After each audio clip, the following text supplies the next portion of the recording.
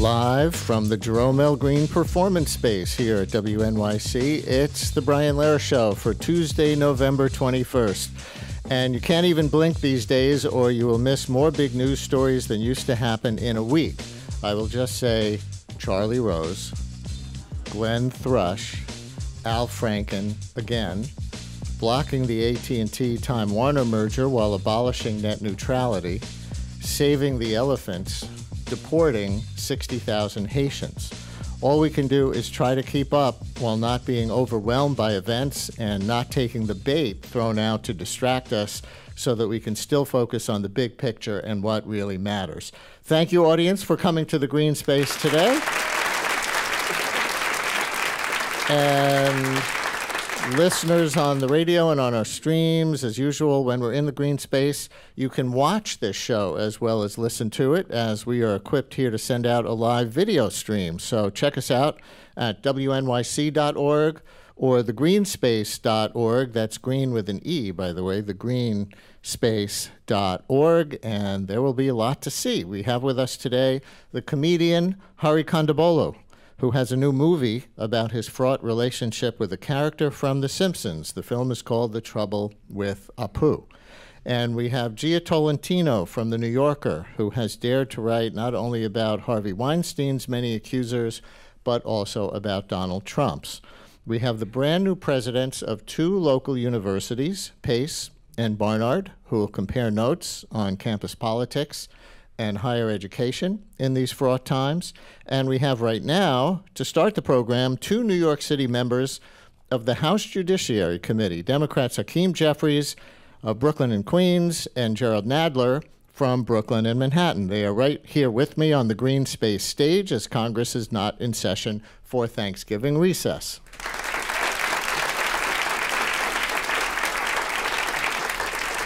Now, before we talk to the Congress members live, I want you to hear about 2.5 minutes of Congressman Jeffries in action recently in an excerpt from a Judiciary Committee hearing that has made a lot of news. This took place last Tuesday, 1 week ago today, when Attorney General Jeff Sessions was testifying in connection with the Russia investigation. Congressman Jeffries had maybe the most succinct, newsworthy exchange with the Attorney General in all the hours of testimony that took place that day, after Sessions claimed not to recall his contacts regarding Russia about 20 times earlier in the day. Remember, Sessions had previously testified under oath that he had no contacts with Russian officials and did not discuss Russia with campaign officials until he was reminded of examples of both of those things when the press learned about them and published them. So this begins with Congressman Jeffries reminding Attorney General Sessions that he once said about Hillary Clinton that an intentional failure to remember things under oath could constitute perjury, a criminal act. Mr. Attorney General, do you still believe that the intentional failure to remember can constitute a criminal act? If it's an act to deceive, yes. Okay. Now, you testified in January that you had no contact with Russian operatives during the Trump campaign. Earlier today, you testified that your story has, quote, never changed. Is that correct? That was your testimony earlier today, that your story has never changed, correct? I believe that's fair to say. Okay. We've added things that I did not recall at the time. Right. So my statement at the time was my best recollection of the circumstances, and as things are brought up. Claiming my time, I understand. All right. Sir, you now acknowledge meeting with Ambassador Kislyak during the Republican National Convention, correct? I remember I made a speech. He came up to me afterwards. I was standing in front of the speaker program and did chat with him. Okay, thank you. And you also encounter, not a meeting. It was just an encounter at that time. Okay, and you also met with the ambassador in September of 2016 in your office, as you've acknowledged, correct? Yes, for an appointment. I had two senior staffers, both full colonels in the United States Army, retired in the meeting with me. I'm sorry. You testified in June before the Senate Intelligence Committee that you had not heard even a whisper about possible Russian involvement in the Trump campaign. Yet we understand that you attended this March 31st meeting where George Papadopoulos talked about potential communications with Russian operatives. But also, according to your third quarter 2016 FEC filing, you hosted a Trump campaign dinner meeting on June 30th, 2016 at the Capitol Hill Club. Is that right? That's correct. And your Senate re-election campaign paid for that meeting. Is that right? I think that may be so. Okay. And Carter Page and George Papadopoulos both attended that June 30th meeting, correct? That has been reported. And at that meeting, Carter Page told you that he was going to Moscow in a few days. Is that right? Yes. Okay.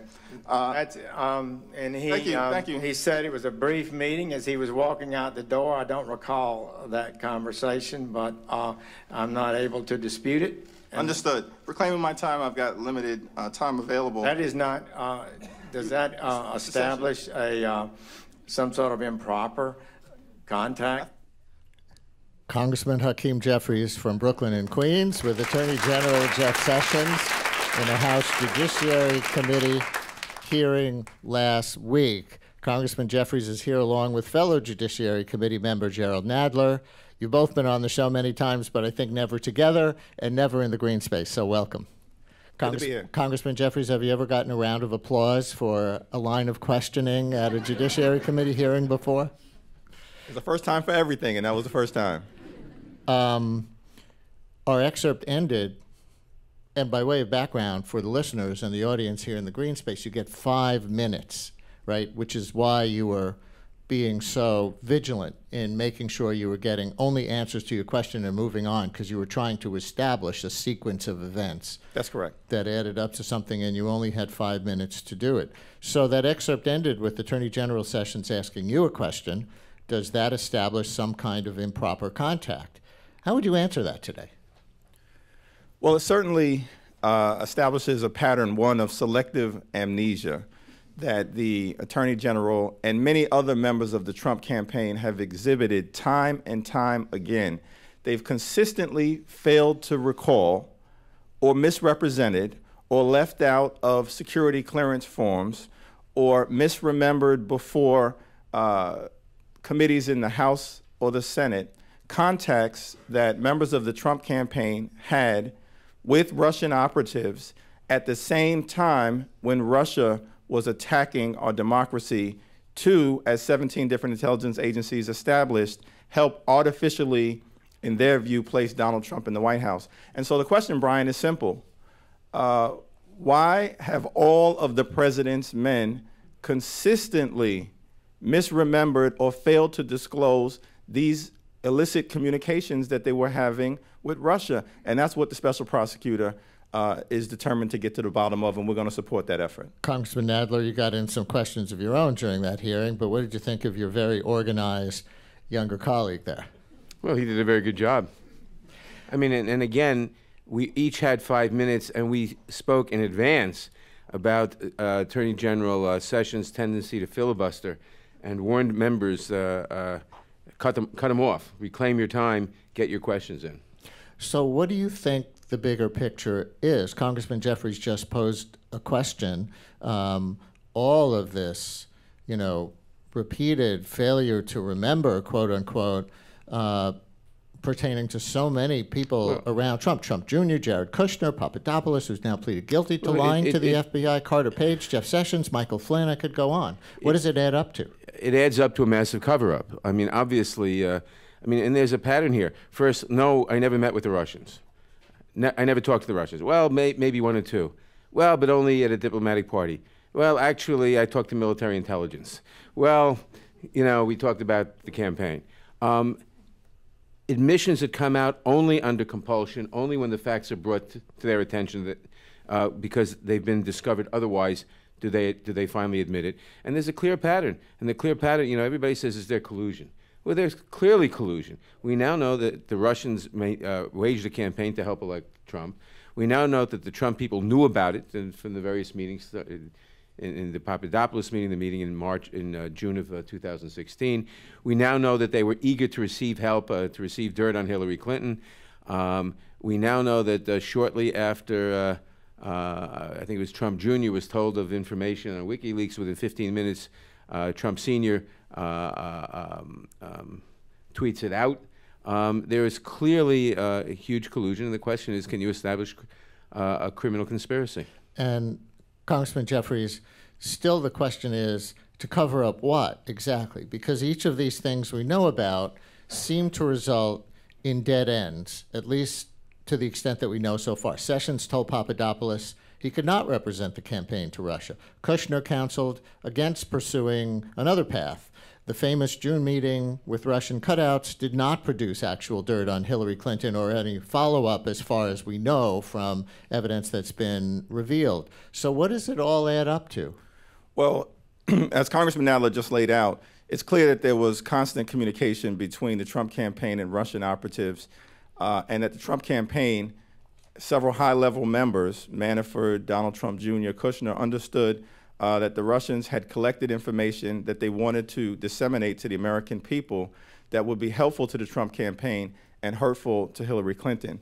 We now know that the vehicle to do that was WikiLeaks, which everyone in the United States government, particularly in the intelligence community, understand is a hostile entity as it relates to the United States of America.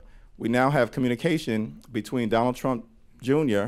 that Jared Kushner was clearly aware of and was likely communicated to the father and the father-in-law at some point, who was obsessed with WikiLeaks during the campaign and would constantly reference it. And we know that the document dump directed at first the Democratic National Convention, strategically on the eve of the convention in July, and then the document dump directed at the Podesta campaign, or the Hillary campaign, Podesta's emails, strategically released after the Access Hollywood tapes became public, were part of that effort. And so I think the final piece of the puzzle is going to be establishing the triangular connection between the Trump campaign, WikiLeaks, and Russian operatives. There's one other interesting question that people are just beginning to address, and that is that we now know that the Russians, beyond releasing the hacked emails, directed a very sophisticated campaign of bots and trolls and all this stuff on social media at specific voter groups in specific swing states. And one interesting question is, were they aided in doing so? Were they aided in the targeting by this company retained by the Trump campaign for targeting purposes?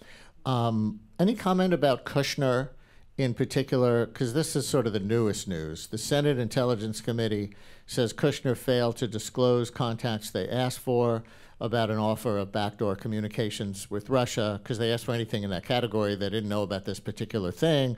Kushner's lawyer said he did not withhold information from Congress about contacts with Russia because all he did in the particular case was receive an email from Trump Jr. about one and forward that email to Trump Communications Director Hope Hicks. He never had contact himself. Fair defense? Not at all. I think he also went on to say that Jared Kushner is a hero in this particular instance. Who said? Oh, the lawyer. Right, the lawyer. And I think that is a classic example of spin in Trump world, right? Well, they want to convince us that black is white, up is down, the sun is actually the moon. Facts don't matter. Hypocrisy is not a constraint. We know that Jared Kushner failed to disclose on multiple occasions his communication on his security clearance form, requiring him to amend it multiple times.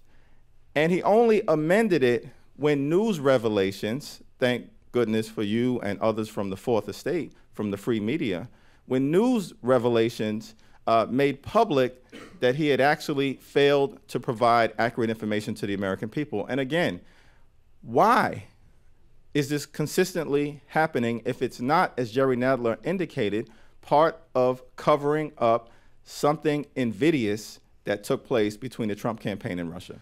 Listeners and audience here in the Green Space, we invite your questions for Congressman Hakeem Jeffries of parts of Brooklyn and Queens and Congressman Jerrold Nadler from parts of Brooklyn and Manhattan. 212-433-WNYC. And even though they're both on the Judiciary Committee and we're talking about the Jeff Sessions testimony there last week, so far, this can be on anything. that pertains to the business of Congress. 212-433-9692. People here in the green space, just raise your hands and we'll bring you a microphone. So let me change topics. You're on the Judiciary Committee, and I don't know if this is under your purview, but it's also about the Justice Department, which is in the news today for trying to block the AT&T Time Warner merger. The worst interpretation of that is that Trump is using the Justice Department to harass CNN for being tough on him in their reporting. The official reason is that this merger would disadvantage consumers when such a big internet service provider, AT&T, gets to also own so much content, all those Time Warner networks, and can block competing networks from equal access, which would force up cable prices. Congressman Nadler, I think consumer groups have made similar arguments in the past. Do you have a position on this? Well, I have an opinion. I don't know that I have a position yet. Yes, consumer groups have made similar arguments. I've made similar arguments. I think that we have been much, much too lax in antitrust enforcement over the last 40 years since the basic antitrust doctrines changed in the late 1970s. I'm glad that this merger is being contested. I hope it's not being contested for the wrong reasons. Certainly the president has dirty hands here because he has assailed CNN because of its coverage. He has assailed the free press generally. But this merger is too big. It does give too much control, and it should be opposed in general. Congressman Jeffries, are you in the same place? Yes. I mean, I think that what we've seen over time is an increasing market concentration in a variety of different industries that should be troubling to the American people. And these mergers have often been evaluated through the lens of what's in the best interest of the investor class, the shareholder class, as to what's in the best interest of the consumer class or working class Americans.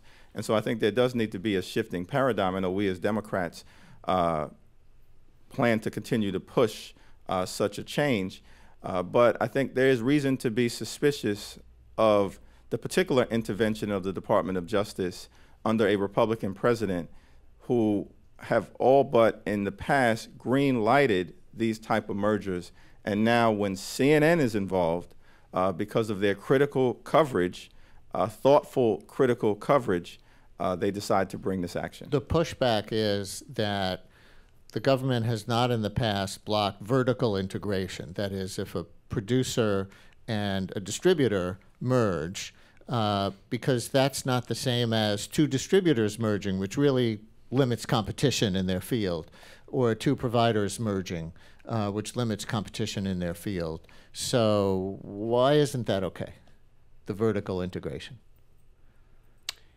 The vertical integration, especially in a case like this where you're putting together the content and the distribution, provides the distributing company with the ability to discriminate against rivals' content and gives much too much power, especially in an environment where you're having 2 or 3 media companies in the country ultimately. So I think that kind of vertical integration, where you're putting together content and distribution, should be very carefully regulated and opposed. And does this hurt CNN in any way, potentially? If, you know, the suspicion is that Trump is trying to harass CNN by blocking this merger when he wouldn't have blocked similar mergers.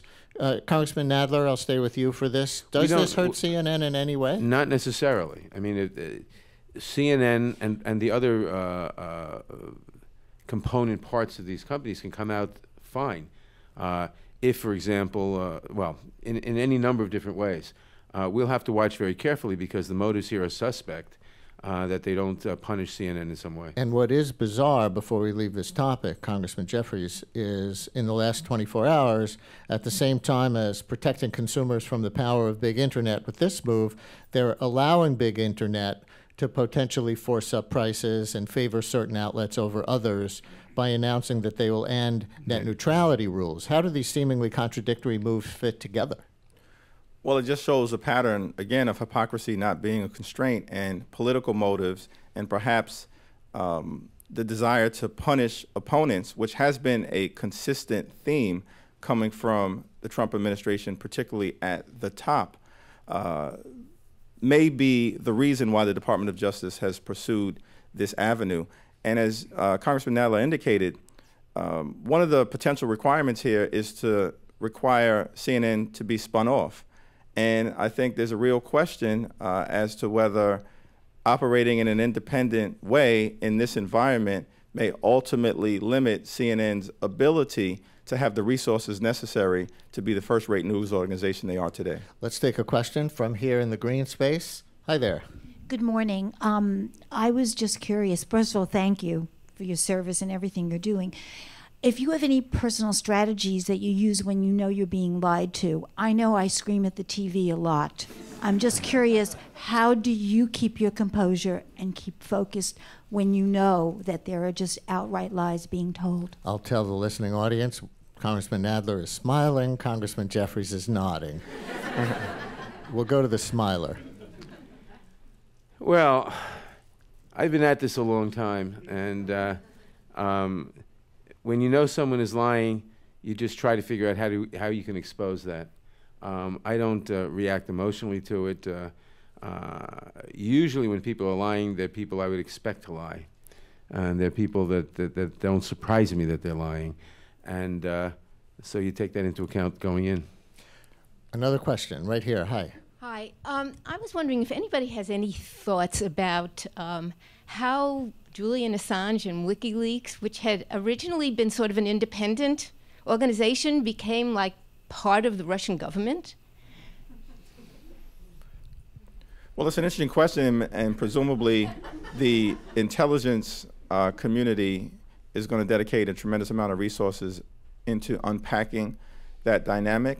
But again, you know, Russia is not our friend, despite what 45 attempts to project to the American people. They are a hostile foreign power and attacked our democracy to alter the results and elevate someone who they thought would be more favorable to making the Kremlin great again, not making America great again. We're already a great country. Have either of you changed your view on WikiLeaks since they first really broke onto the scene? I think some progressives kind of rooted for WikiLeaks early on as, you know, revealing secrets about the national security establishment.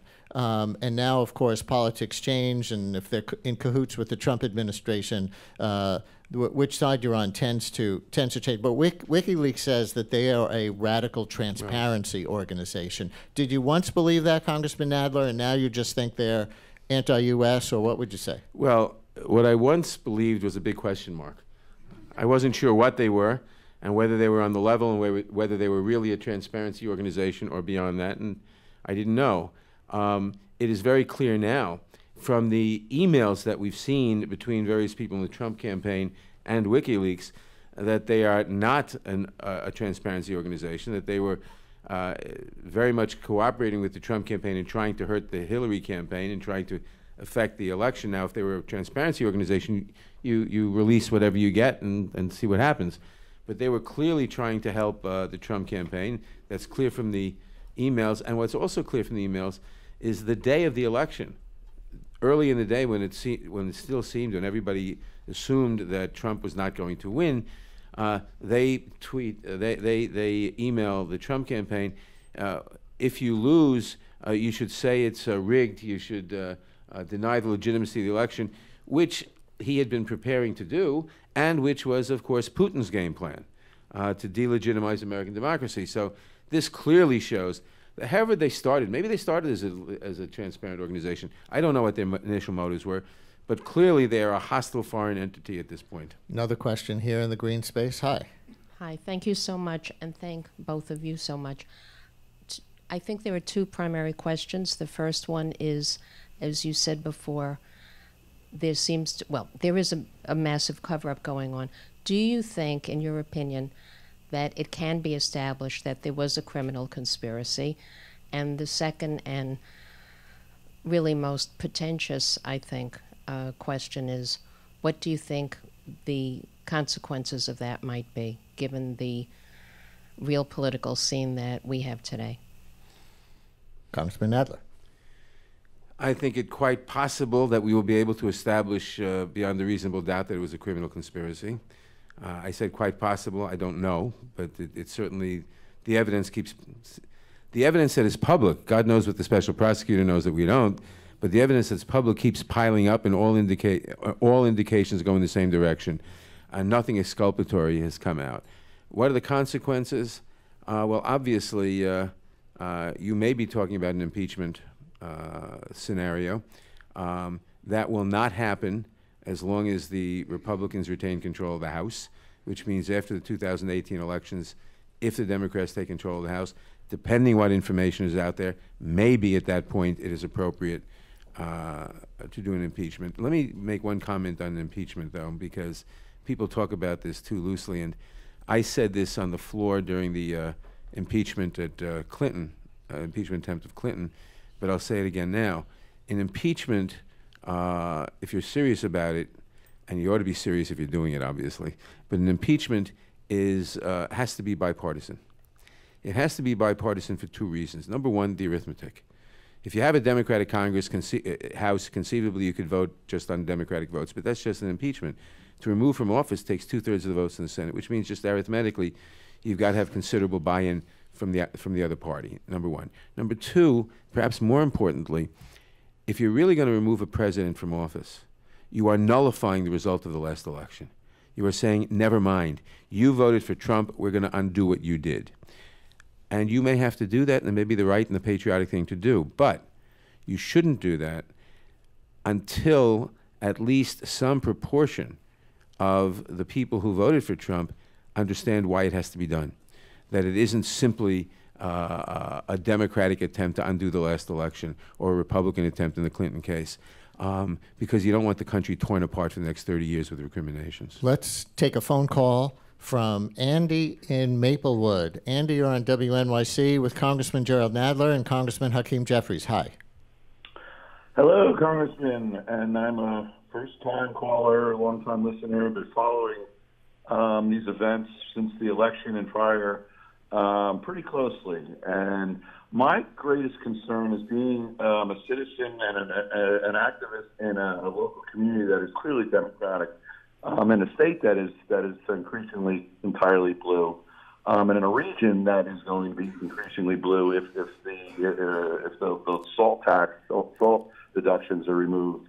And I don't see an opportunity for citizens in my area to effectuate any change with regard to the Trump administration. I think we're all extremely concerned that this is an attempt of a nouveau-rich aristocrat attempting to install a Soviet-style or a Russian-style autocracy. And we're all just watching this and having very little ability to change anything. Andy, thank you, and I'm going to get you an answer. Forgive me for jumping in just for time purposes, but Congressman Jeffries, I think he speaks for a lot of people in Democratic areas, certainly including probably a lot of both of your constituents, feeling like here we are believing what we believe and, thinking that a lot of people are getting hurt or going to get hurt, but with a Republican president and a Republican majority in both houses of power, there's nothing we can do about it. Well, I think the facts as they've unfolded on the ground in this country over the last year or so have suggested to the contrary. And that's because, as Abraham Lincoln once said, particularly related to presidential policymaking, public sentiment is everything. With it, nothing can fail. Without it, nothing can succeed. And the American people have risen up time and time again to make clear through public sentiment that we reject the policies that are coming forward from the Trump campaign. It was public sentiment and a unified Democratic House and Senate that was able to stop, to date, the repeal and replace of the Affordable Care Act, stop Trump Care from becoming law, force Michael Flynn to retire, force Jeff Sessions to recuse himself, force Rod Rosenstein to appoint a special prosecutor. The Muslim ban has been declared unconstitutional. Sanctuary cities are still alive and well. His ridiculous wall has not been built, and we're going to do everything possible to stop this GOP tax scam from becoming law. The people have risen up, and time again, We have been successful, and we're going to continue this long march toward a more perfect union. One more topic. One more topic before you go. And we have Gia Tolentino from The New Yorker standing by. She's been writing in the magazine about all the allegations of sexual misconduct and what needs to happen in this country. And Congress, like every place else, is reckoning with this in a way that it hadn't been forced to before. Apparently, there are at least 2 current members who have paid settlements to women using taxpayer money and are still serving and can't be outed under confidentiality agreements. Congressman Nadler, is that your understanding? Well, I've heard 2 Congresswomen say that there were 2 Congressmen, one Democrat, one Republican, of whom that was true, and we're learning that there were more settlements. How many people were involved, I don't know. Is that acceptable as the status quo way of doing business on sexual misconduct? No, it is not acceptable, and I'm glad that people are speaking out, that women are having the courage to speak out a lot more than before. This is a sea change culturally and should and will lead to real change legally and culturally. Congress and other organizations, not just Congress, but other organizations, have hidden this kind of thing and have hidden a lot of other things behind confidentiality agreements. I introduced a bill a couple years ago, which is still pending in the Judiciary Committee, that says before a court can okay a confidentiality agreement as part of a settlement, it has to certify that that confidentiality agreement advances public health and safety. Because very often you have a situation where some company or somebody is doing something unsafe, and they keep doing it. They pay off the first victim, they keep it secret, and they keep doing it. The same thing with these sexual things. Now, Jackie Speier has a specific bill to say that tighten it up, that those confidentiality agreements can't be there, that things have to be public. And I certainly support that. And I hope that this will lead to a sea change, not only in Congress, but in all employment venues. Very, very briefly then, what do you each think about Senator Franken? Should he resign so that Democrats set a standard, Congressman Jeffries? Well, I think he's appropriately apologized. It's authentic, and more significantly indicated that he will freely submit to a Senate ethics investigation where hopefully all of the information in terms of past transgressions will be put on the table, and that Democrats and Republicans can decide in a bipartisan fashion what the appropriate sanction will be for Senator Franken or for other individual members where information comes to light. This is obviously an important moment. Not enough for you to call for his resignation at this time. Right, there clearly should be consequences, but I think we should let the process play itself out. Last word, Congressman Nadler, same question. I agree. It's good when a member of Congress can be succinct once in a while. Please thank Congressman Jerrold Nadler and Congressman Hakeem Jeffries